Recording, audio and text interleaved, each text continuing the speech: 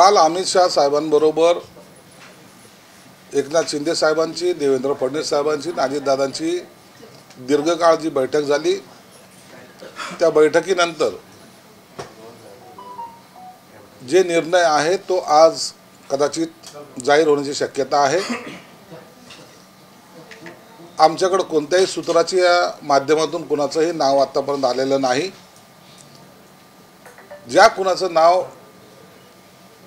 वरिष्ठ नेते जाहीर करतील त्यांचं आम्ही मनापासून अभिनंदन करतो, त्यांना शुभेच्छा देतो। नाव जाहीर झाल्यानंतर असलेल्या मुख्यमंत्र्याचा कार्यकाल किती असेल किंवा कोणाला कोणते मंत्रिमंडळ कोणती खाती वाटप केल्या जातील या संदर्भाचा सर्वस्वी निर्णय हे तिन्ही नेते एकत्रित बसून घेणार आहेत। म्हणून काही काळ का होईना परंतु आता थोडे वाट पाहावी लागेल। अधिकृतपणे ज्या नावाची घोषणा होत नाही तोपर्यंत आम्ही कोणतंही भाष्य करणार नाहीत आणि आमच्या नेत्यांनी माननीय एकनाथ शिंदे साहेबांनी मी कुठेही अडसर ठरणार नाही, आम्ही जो नाव डिक्लेअर होईल त्यांना आमचा पूर्ण पाठिंबा असेल असं पूर्वीच जाहीर केलेलं आहे। म्हणून महायुतीमध्ये ना कोणता वाद आहे ना नावाची चर्चा आहे। नेत्यांनी निर्णय द्यायचा आणि त्याची अंमलबजावणी खाली करायची, एवढंच तो काही आमच्याकडे असलेला अधिकार आहे। विरोध नाही पण काही कंडिशन्स आहेत तुमच्या की मुख्यमंत्रीपद मिळालं नाही तर हे असं हवंय म्हणून? आम्ही कोणत्याही कंडिशनना त्यांना टाकलेले आहेत, ना आमची कोणती मागणी आहे। योग्य तो निर्णय ह्या चारही नेत्यांनी त्या बैठकीमध्ये घेतलेला असावा आणि त्याची फक्त अंमलबजावणी करणं बाकी आहे। महाराष्ट्राचं नेतृत्व दिल्लीमध्ये मान झुकवून उभा आहे अशा पद्धतीचं आता संजय राऊत म्हणतायत, तिथं जाऊन वाट बघावी लागते की मुख्यमंत्री कोण जाहीर होणार? अरे मान झुकवणे, कोणी मान झुकवली हे सर्व देशांनी पाहिलेलं आहे। सोनिया गांधी समोर मान झुकवणारे, त्या राहुल गांधीच्या समोर मान झुकवणारे ते आम्हाला स्वाभिमान शिकवत आहेत का? तुम्ही तर मान नाही, तुम्ही तर गुडघेसुद्धा टेकलेले आहेत, हे सगळं पाहिलेलं आहे। म्हणून तुम्ही आता तुम्हाला हे स्वाभिमान हिंदुत्व या गोष्टीबद्दल चर्चा करण्याची सुद्धा तुमची लायकी नाही आणि तुम्ही ते करू पण नाही।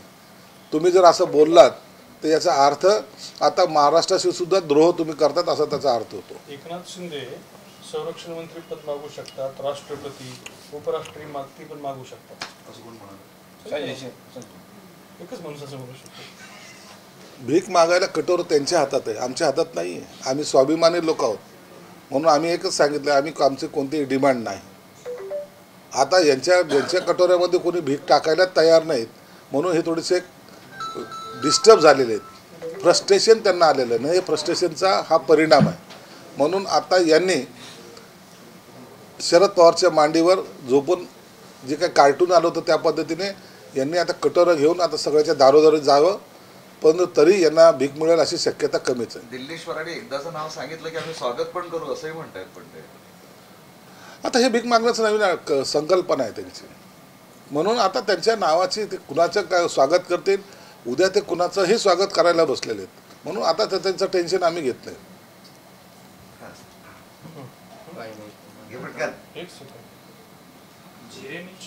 तोपर्यंत मुंबई कोस्टल रोड प्रकल्पाचं काम अंतिम टप्प्यात पोहोचलंय। खर्चात 1300 कोटींची वाढ आणि कोस्टल रोडचा खर्च जो आहे तो 14,000 कोटींवर जातो। या सर्व गोष्टीला त्या महाविकास आघाडीचं सरकार जे 2.5 वर्षामध्ये ज्यांनी स्पीड ब्रेकर लावले होते त्यामुळे झालेली ही वाढ आहे आणि हे काम आता अंतिम टप्प्यात आम्ही चालू करून आता अंतिम टप्प्यात आले। कदाचित पुढच्या महिन्यामध्ये ते पूर्णत्वाला येऊन त्याचं सुद्धा उद्घाटन होणार आहे। बरं, एकनाथ शिंदेनी गृहमंत्रीपद मागितले आहे, ह्याच्यावर बच्चू कडू म्हणतायत की भाजप शिंदेंना गृह खातं कसं देणार? तर बच्चू कडूच्या म्हणण्याला तर काही अर्थ नाही आहे। बच्चू कडूने प्रत्येक गोष्टीमध्ये कॉमेंट्स करणं आणि त्या कॉमेंट्सने आम्ही सिरियस घेणं आता हा आमचा विषय राहिलेला नाही। अजून एक चर्चा सुरू झाली आहे, अजित पवारांनी कायमच उपमुख्यमंत्रीच राहायचं का? ते आता तुम्ही अजितदादांना विचारा। म्हणजे एकंदरीत सगळं तुम्ही हा प्रश्न अजितदादाला विचारला तर बरं होईल, अजितदादा याचं उत्तर देऊ शकतो। बरं, देवेंद्र फडणवीस मुख्यमंत्री झाले तर तुम्ही तुमचा पक्ष उपमुख्यमंत्रीपद घेणार का? आणि खास करून एकनाथ शिंदे? आम्ही कोणतं पद घ्यायचं याचा निर्णय एकनाथ शिंदे साहेब घेतील। देवेंद्र फडणवीस मुख्यमंत्री झाले तरी आम्ही त्यांचं स्वागत करू, कोणीही मुख्यमंत्री झालं तरी आमच्या तर्फे त्यांचं स्वागत केलं जाईल. तुमच्यातल्या काही जणांचं असं म्हणणं आहे की आता त्यांनी बाळासाहेबांच्या भूमिकेत यावं आणि सत्तेपासून बाहेर राहून सत्ता चालवावी, असं झालंय नक्की काय? गेली 2.5 वर्ष सत्ता चालवत असताना त्यांनी फक्त सत्ताच नाही तर पक्ष वाढण्यासाठी सुद्धा पूर्ण अतोनात मेहनत घेतली आणि त्याचा परिणाम जर पाहिला तर 40 लोकांनी केलेलं बंड, 40 लोकांनी केलेला उठाव, त्याचा परिणाम आज 57 जागा त्यांनी एकट्याच्या ताकदीवर ह्या निवडून आणलेल्या आहेत. आणि याला सर्व पाठबळ जे ते शिवसैनिकांचं होतं. म्हणून शिवसेना प्रमुखांचे विचार हे एकनाथ शिंदे साहेबच पुढे घेऊन जातात. हे महाराष्ट्रातील जनतेने त्यांना दिलेलं हे सर्टिफिकेट आहे. तुमच्या शपथविधीसाठी मैदानाची चाचणी चर्चा गेल्या काही दिवसापासून सुरू होती. वानखेडे स्टेडियम, शिवाजी पार्क आणि आझाद मैदान हे उपलब्धच नाही. त्यामुळे आता ब्रेबॉर्न किंवा BKC हे दोनच ऑप्शन आहेत. आता त्या दोनपैकी कुठं होणार हे चर्चा आहेत. त्या संदर्भातला अधिक माहिती काय? शपथविधी ह्या मुंबईमध्ये एक चांगल्या कोणत्या तरी जागेवर होईल. मेलबॉर्न स्टेडियमसुद्धा त्यासाठी आहे, राखीव आहे. शिवाजी पार्कला सुद्धा तयारी काही करायचे प्रयत्न चालू आहे. परंतु हा सोहळा ऐतिहासिक सोहळा असणार आहे आणि याला पंतप्रधानासहित अनेक मंत्री आणि अनेक राज्याचे मुख्यमंत्रीसुद्धा उपस्थित राहणार आहेत. बरं, अजून मंत्रिपदात आहे का आज? म्हणजे माहितीची आज कोणतीही बैठक नाही आहे. अजून मंत्रिपद फायनल झालेलं नाही आहे, कोणाला काय मिळणार नाही झालंय. औरंगाबादची जागा भाजप म्हणते की पालकमंत्रीपद आम्हाला सवय, गेल्या वेळेस आम्ही तुमच्यासाठी सोडलं होतं. कोण काय म्हणतं याचा झाला काही अर्थ नाही आहे. हे सर्व निर्णय वरिष्ठांना घेऊ द्या. तुमच्या आमच्या बोलण्यावर हे काही ठरत नसतं. नेत्याने जो निर्णय घेतला तो आम्हाला मान्य असेल. मागणी करणं हे प्रत्येक कार्यकर्त्याचं काम आहे. बरं, उभाटा गटाच्या जवळपास 50 लोकांनी ते पैसे भरले EVM मतमोजणी, फेरमतमोजणी करण्यात यासाठी. घोळ झालाय म्हणताय. पैसे भरले असतील तर लोकसभेचे बी पैसे भरा बघा थोडं. लोकसभेला जे तुम्हाला यश प्राप्त झालं त्या टायमाला जे काय फुगड्या खेळत होते ना, जे काय लाडू भरत होते, त्यांनी बी आता पैसे भरले पाहिजे ना. म्हणजे जिंकले तर फुगड्या खेळायच्या, टाळ्या वाजवायच्या, बोंब मारायच्या आणि हारले तर रडत बसायचं. आणि आता मग मोजणी काय? त्यांनी आता हे सगळे EVMच्या बाबतीमध्ये ना त्यांनी मोर्चे काढले पाहिजेत. किती प्रतिसाद मिळतो लोकांना एकदा कळू तर द्या. आता हे घरोघरी जाणार आहेत. घरोघरी जायची लायकीसुद्धा यांची राहिलेली नाही. यांनी मोर्चे काढावे. हिंमत असेल तर त्यांनी ह्या सगळ्या आंदोलन उभं करावं आणि त्यांनी मोर्चे काढावेत. आणि त्यावेळेला लोक यांना किती प्रतिसाद देतात हे त्यांना लक्षात येईल. या आंदोलनाचं नेतृत्व उद्धव ठाकरे पण करण्याची शक्यता आहे. उद्धव ठाकरे असे काम करत नसतात. उद्धव ठाकरे आदेश देत असतात, तुम लढो, हम देखेंगे. बरं, तुम्ही खूप वेळा अनेक भविष्यवाणी केल्या, आता एक शेवटची भविष्यवाणी, उद्धव ठाकरे ते सोबत राहतील का? उद्धव साहेब आता मला वाटतं काही काळ पक्ष बंद करून ठेवतील. बरं, ते काँग्रेस आमदाराने नाना पटोलेवर आरोप केला की नाना पटोलेंनी भाजपचं काम केलं. का उभाटा गटाने नाही केलं का? उभाटा गटाने बी आमचं काम केलेलं आहे, काँग्रेसने बी केलेलं आहे आणि राष्ट्रवादीने पण केलेलं आहे. म्हणून कोणी काम केलं याची यादी जर पाहिजे असेल तर त्या माहितीच्या नेत्यांकडे विचारा, ते तुम्हाला सविस्तर देतील. गेम चेंजर ठरलेली लाडकी बहिणीत काही निकषमध्ये बदल होणार आहे का? आणि 2100 ऐवजी तुर्तास 1500 रुपये दिले जात आहेत. आणि यात काही निकष असा आहे की महिलांच्या घरोघरी जाऊन पडताळणी होणार, अशा सगळ्या चर्चा सुरू आहेत. जे पात्र आहेत त्यांना आता रेग्युलरली पैसे मिळतील. 1500चे 2100 कन्या संदर्भामध्ये मंत्रिमंडळाची स्थापना झाल्यानंतर येणारं पहिलं जे अधिवेशन आहे त्या अधिवेशनामध्ये 2100 करण्याचा प्रस्ताव घेण्याचा सरकारचा मनोदय आहे. आणि तेव्हापासून त्यांना 2100 मिळतील असा एकंदरीत अंदाज आहे.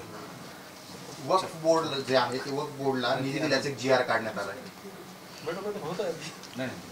मग त्यात काय गैर काय? वक्फ बोर्डला पैसे देणे हे गैर नाही आहे. त्या पैशाचा वापर इतर कामाला जर होत असेल तर त्याला आमचा विरोध राहील. पण परस्पर मंत्र्यांना माहिती न होऊ देता किंवा आचारसंहिता कालावधीमध्ये अधिकाऱ्यांनी स्वतःच्या मनाने काढलेलं मनाने काढलं असेल तर त्यांच्यावर कारवाई निश्चित होईल. मंत्रिपदासाठी लॉबिंगचा प्रयत्न जो आहे तो केला जातो अशी माहिती मिळते. मंत्रिपदासाठी प्रत्येकजण इच्छुक असतात. आपापल्या पद्धतीने आपल्या नेत्यांकडे जाणं, 4 कार्यकर्ते पाठवणं, निवेदन देणं, हे सर्व प्रकारे पूर्वीपासून घडत आलेले आहेत. परंतु जे नेते असतात ते या गोष्टीला सिरियस घेत नाहीत. ज्याची नियुक्ती करायची किंवा ज्याचं वर्णी लावायची तो नेत्याचा अधिकार असताना ते बजावतात. संयुक्त महाराष्ट्र स्मृती दालन उभारण्यात आले, मात्र त्याची परिस्थिती अवस्था दयनीय आहे. सगळ्या दयनीय अवस्था आता फिटल्या जातील. सगळं जे काही कालावधी होता या कालावधीमध्ये सर्वसामान्यांचे प्रश्न सोडवण्यामध्ये जास्त लक्ष होतं.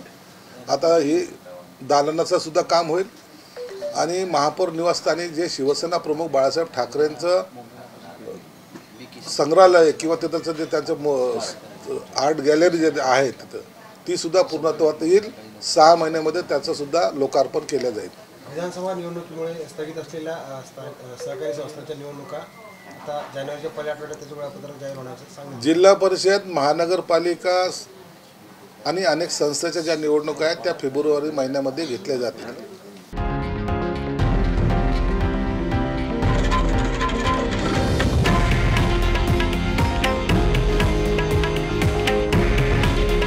हे आहे देशातील नंबर 1 न्यूज नेटवर्क आणि आपण पाहत आहात TV9 मराठी.